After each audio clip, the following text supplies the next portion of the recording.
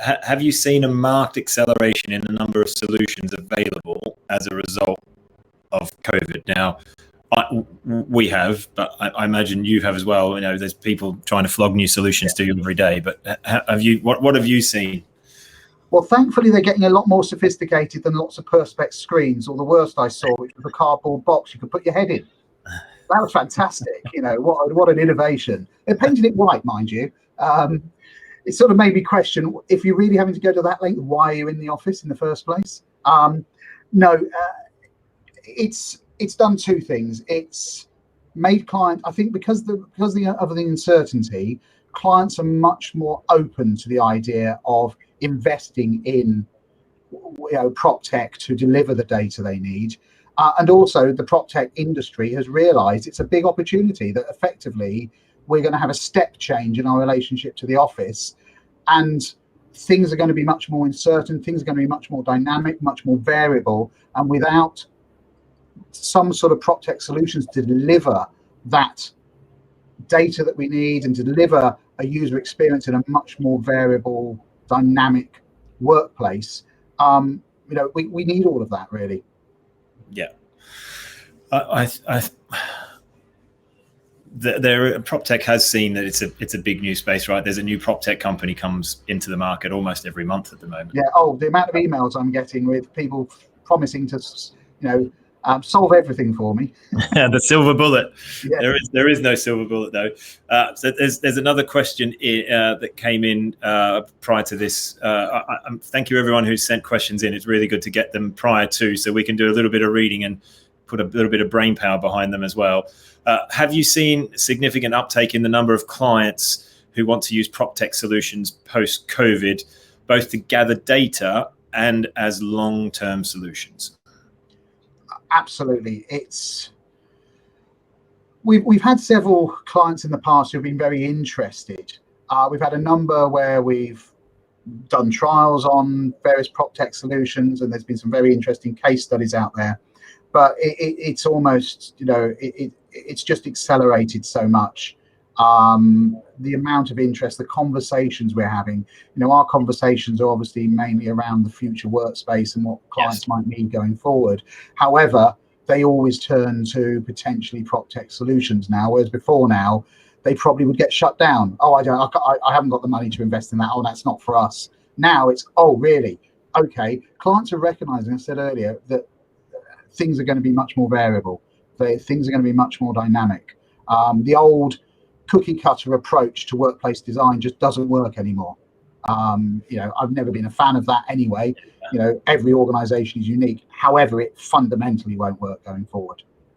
No, I think as well that the longer term solution, and this is not a short term thing, because if you try and take it as a short term piece, it's hard to drive ROI for a customer within 3 to 6 months. Although you can do it sometimes. We've done it for a customer before. But if you look at the long-term solution, and say long-term, we're not talking 15 years, but 2, 3, 4, 5 years, the ROI, and we've built a calculator because of this, because the ROI is so great.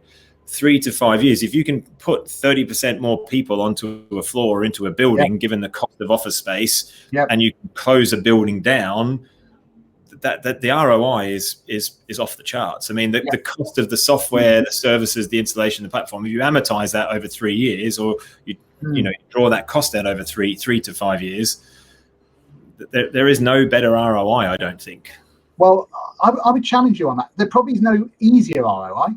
Easier ROI. Back to what I said earlier about it being about choice and productivity. The ROI on real estate reductions pays for the sensors easily, but actually the gains, where the gold is buried, is in the productivity improvements. That's where you really make the gains. And that's like the cream on top, massive amounts of cream on top.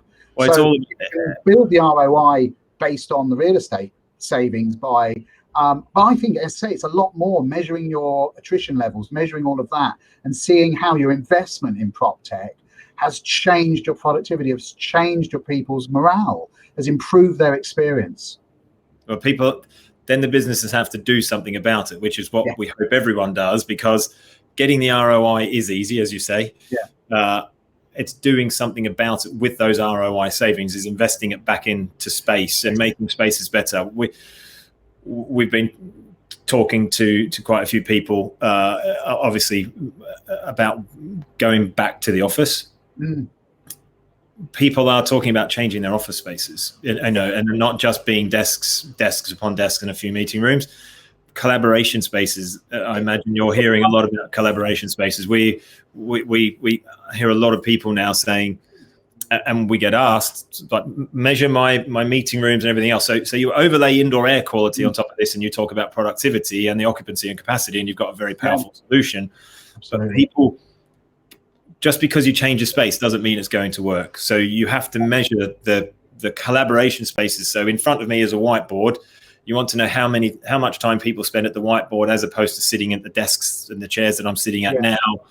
So you do have to go further than just reducing your I've reduced my office number by 30%, but you're not getting rid of 30% of your team. You want to make them more productive, and you want them to feel better when they come to the office for 2 or 3 days a week. You hit the nail on the head. I mean, until now, a lot of the default PropTech solution for office utilization was under desk sensors. Now, I'm not a big fan of those because they give a very linear, very flat data set. It's all about qualitative and quantitative data, and also getting a much broader data set. With an office that is going to shift away from task-based work settings, desks, to much more collaborative and also social.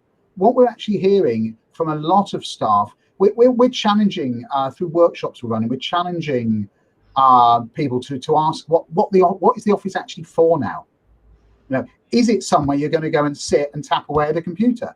Yes, for some it is. We must always remember that there is a percentage of people, whether it be personality or whether it be their home circumstances, often the younger members of staff who maybe are living in a bedsit or a shared house, who haven't got the luxury that we have, like I have at the moment. I'm sat at home to work from home. So we've always got to accommodate that. But for those other staff, the office has got to work so much harder to attract people in. We do want people to still come in. We do want people to still collaborate. But we can use the data to understand what spaces people really want. So the workspace becomes a much more fluid and dynamic thing, with us adapting to people's needs. That's the key. I am one of those people that need to come in. When my children are on holidays and we have 3 and my wife is at home, I basically just get kicked out. So I am someone who needs to come to the office.